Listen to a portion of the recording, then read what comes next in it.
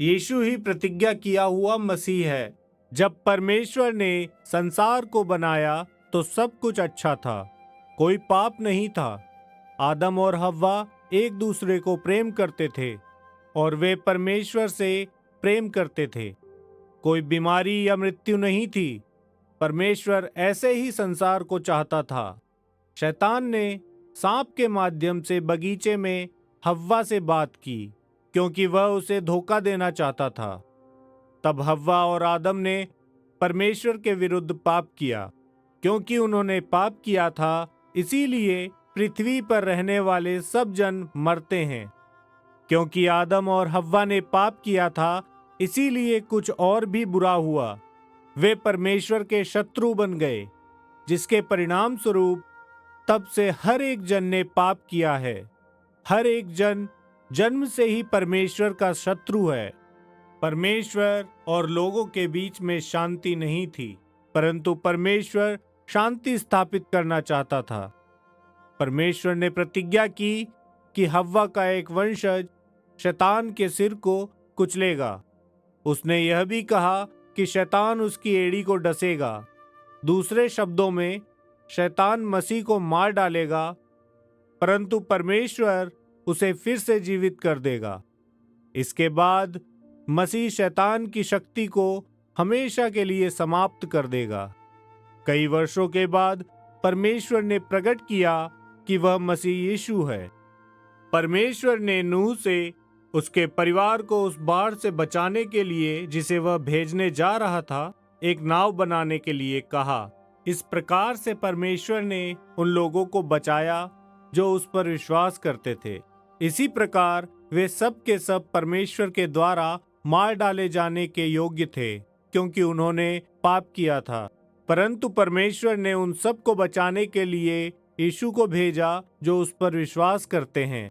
सैकड़ों वर्षों तक याजक परमेश्वर के लिए बलिदान चढ़ाते रहे। यह दर्शाता है कि लोगों ने पाप किया और यह कि वे परमेश्वर के द्वारा उनको दंडित किए जाने के योग्य थे, परंतु वे बलिदान उनके पापों को क्षमा नहीं कर सके थे।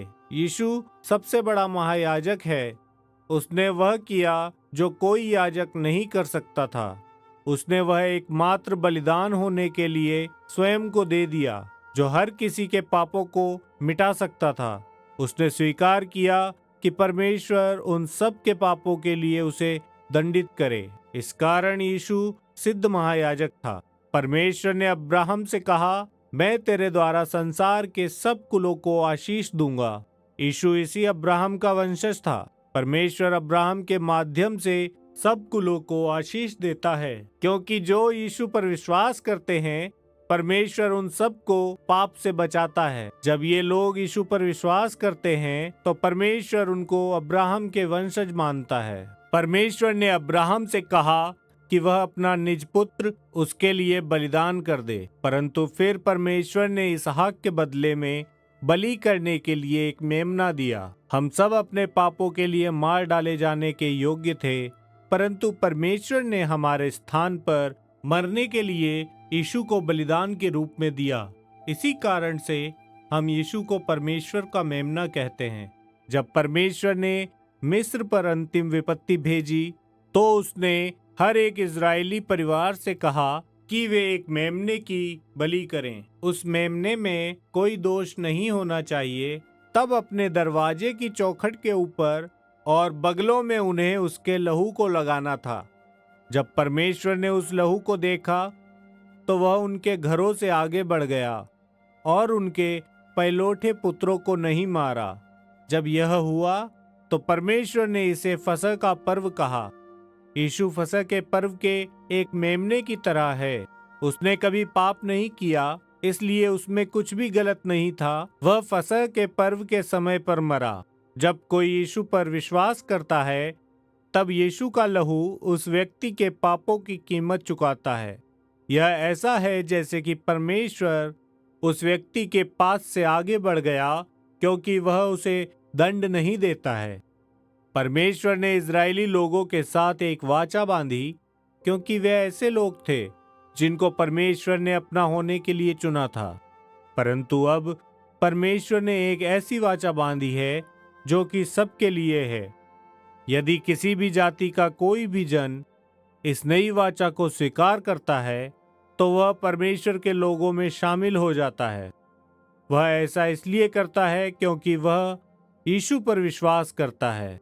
मूसा एक ऐसा भविष्यवक्ता था जिसने परमेश्वर के वचन को बड़ी सामर्थ्य के साथ प्रचार किया था, परंतु यीशु सब भविष्यवक्ताओं में सबसे बड़ा है, वह परमेश्वर है।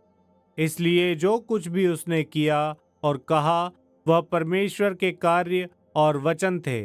इसीलिए पवित्र शास्त्र यीशु को परमेश्वर का वचन कहता है। परमेश्वर ने राजा दाऊद से प्रतिज्ञा की थी कि राजा के रूप में उसका एक वंशज परमेश्वर के लोगों पर सदा के लिए शासन करेगा। यीशु परमेश्वर का पुत्र और मसीह है, इसलिए वह राजा दाऊद का वंशज है जो सदा के लिए राज्य कर सकता है। दाऊद तो इज़राइल का राजा था, परंतु यीशु सारे जगत का राजा है। वह फिर से आएगा और सदा के लिए न्याय और शांति के साथ अपने राज्य पर शासन करेगा।